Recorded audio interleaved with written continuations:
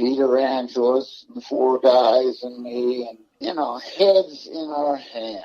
It was like, oh, my God. Ed had this guitar because he never went anywhere without it. But that's all we had. Right. Didn't have an amplifier. Right. So the question was, do we go on or don't we? Right. And everyone said, we're going on. And we begged, borrowed, and occasionally stole to say that, but we did. I call it acquired, yes. Acquired, yes, excellent term.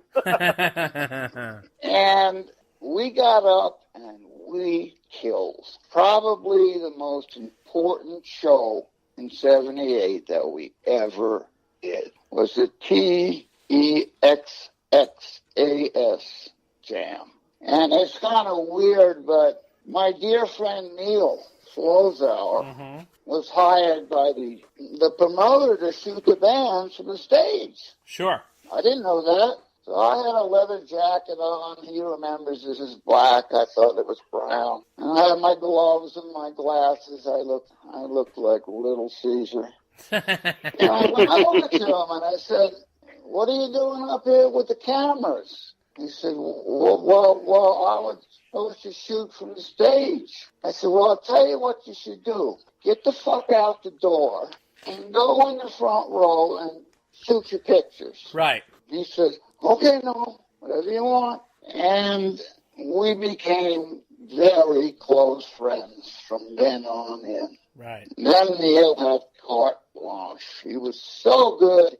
He was always on time. The cover of my book is Neil shot. I didn't pick it out. Right. People love it. Yeah, no, it's a fantastic behind-the-scenes shot.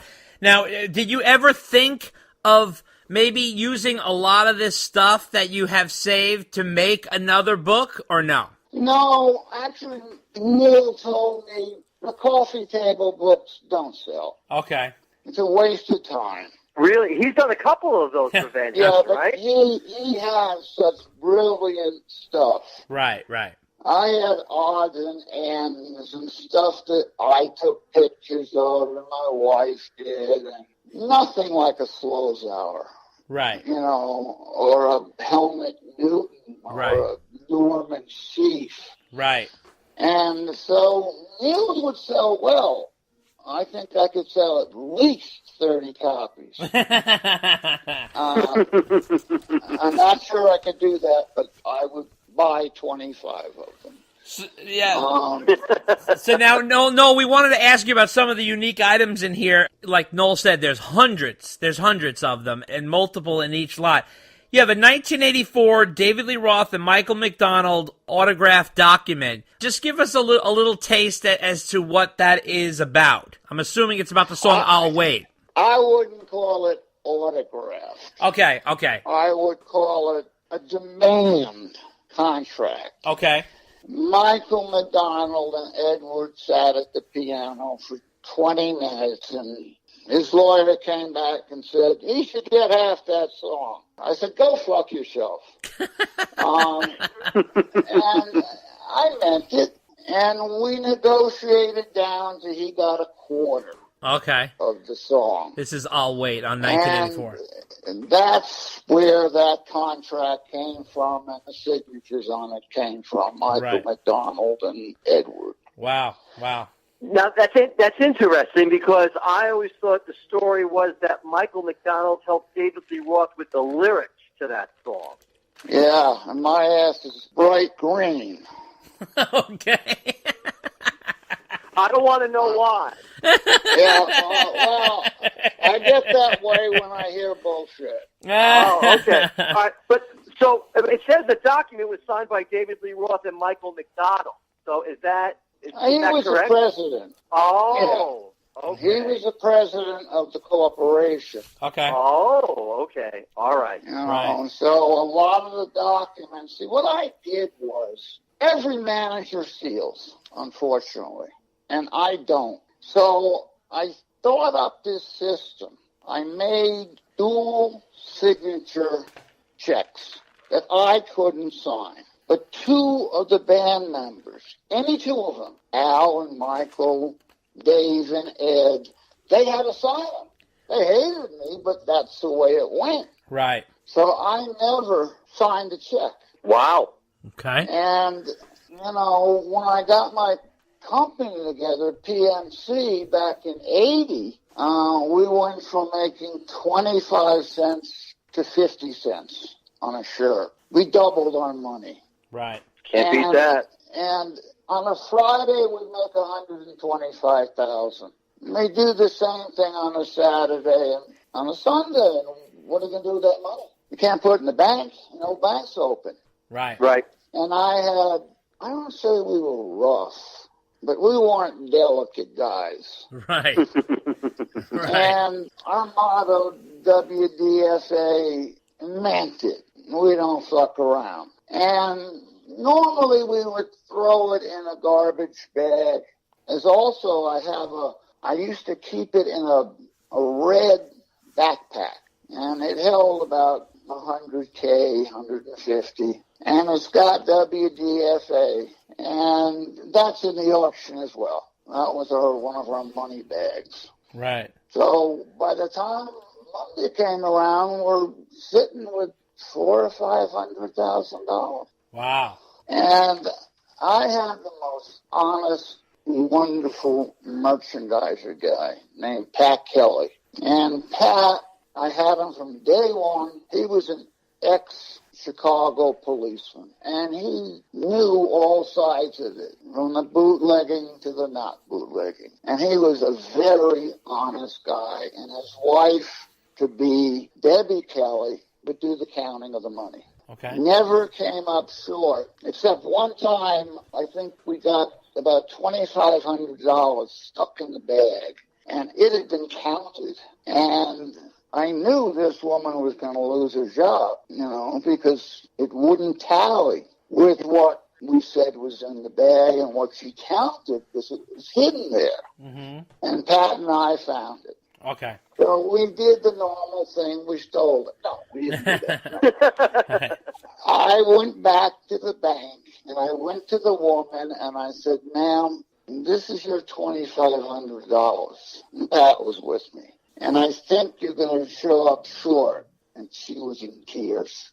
She got demoted. She was supposed to get promoted. She was going to get fired. And that all turned around in the blink of an eye. Wow. She brought the money back, and all she did was cry. She was so happy. Now, Noel, you also have in the lot here your signed wedding book from 1983. So that's kind of a personal item. Did the guys write notes in there for you?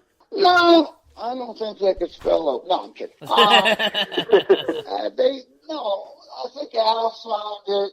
Ed and Valerie signed it. David I think he had a girl and he didn't sign it. I don't remember, but that was, anyone that came to the wedding either signed it or didn't. How did the boys behave at your wedding? Exactly my point.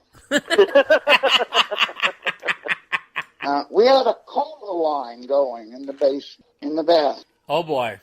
I didn't go downstairs, but we had a great time. Mo was there, and Carl Scott, and all the bigwigs, and the band, and their families, and it was just a great party. Had a ball. Did the guys perform? Yes, but I think it was in bed. You have listed here a 1984 World Tour Beaver Productions Hospital Scrubs. What are those? That was given out to the band. All the promoters would do a unique shirt for the band and be in a circle with Rudy and Greg and those guys, and they would give them out. And Beaver Productions made it into a scrub shirt. Right, like a hospital. I found one of them. I've never seen another one. Right. They got eaten up. The guys would use them. Right. And so these became kind of rarities, but we never thought of them as rarities. We thought of them as old shirts. Right. I didn't wear them. There are jackets missing from the band and me. Oh, really? But My daughter has those because if I didn't give it to her, she would have killed me. Now, Noel, in one of the lots, or several of the lots maybe, you have Women and Children First outtake pictures from both photographers, right? The ones that... Yeah, right? They were my work product. Okay. I would get all these pictures, and I would then pick out the ones I liked the best, pass them on to Peter Andrews, and then he would go through them, give me the ones he didn't want, and then we showed them to the band, and they would pick out whichever ones they wanted. But there was a lot of them. And I think my favorite picture was a Helmut Newton shot of Edward. It was at David's house. So you got the pictures from Helmut Newton, right? Right. He was going to take for Women and Children First, but for some reason, they weren't used for the album cover. So from your perspective, why weren't any of Helmut Newton's picture used except for the day poster? It didn't work. Norman Cease did work. So why did Norman work and Helmut not work? It was an artistic, creative choice. And Helmut's was much more dark. It didn't fit the album.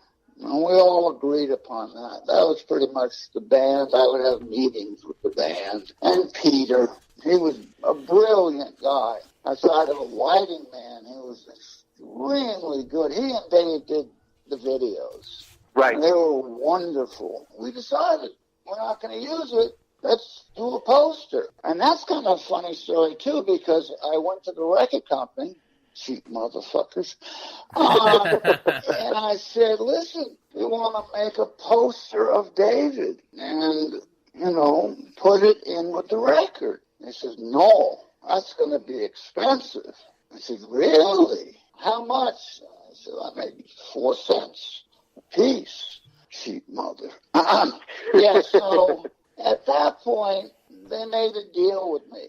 They said, if you sell 1 million albums, then we won't charge you for them.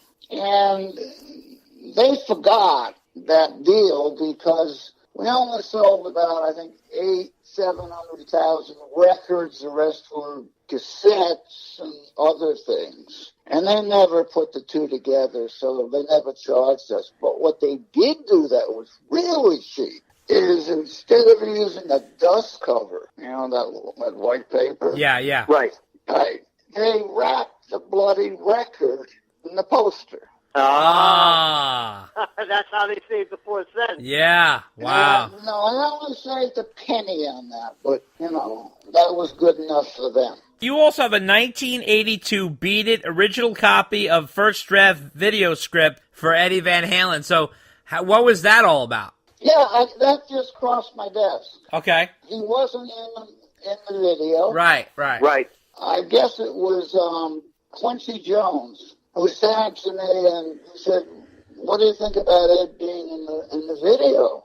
And I said, well, I'll check with him, but I tend to doubt it. Yeah. The other problem I had with Ed was he really should have gotten a point on the album. Sure. I mean, you knew it was Edward. It was brilliant. Absolutely. And so I sat down with Ed, and I said, Ed, this is worth a fortune. And Ed said, I love Michael. I don't want to take any money. I said, you're out of your bloody mind. Let's talk about money. Right. We had 5 conversations, and all he would say is, I love Michael. Wow. No, we're not taking any money. So I got on the ledge of the window on the 8th floor, and I was about ready to jump. But I didn't, obviously. It was a little bit dodgy for me. Now, looking back, Noel, and the amount that album has sold, which is like something like 40 million copies, what do you think that point would have been worth? A lot. I hope you're on the ground floor right now, Noel. I don't want to get you. Yeah, I am. Yeah. I can jump into a flower pot outside my window. One of the other things you have are 1980 ring molds. One of those. Yeah. Were those ever produced? Were there Van Halen rings? They were the silver rings that were produced. Okay. And Pat Kelly did that. Okay. And he was going to talk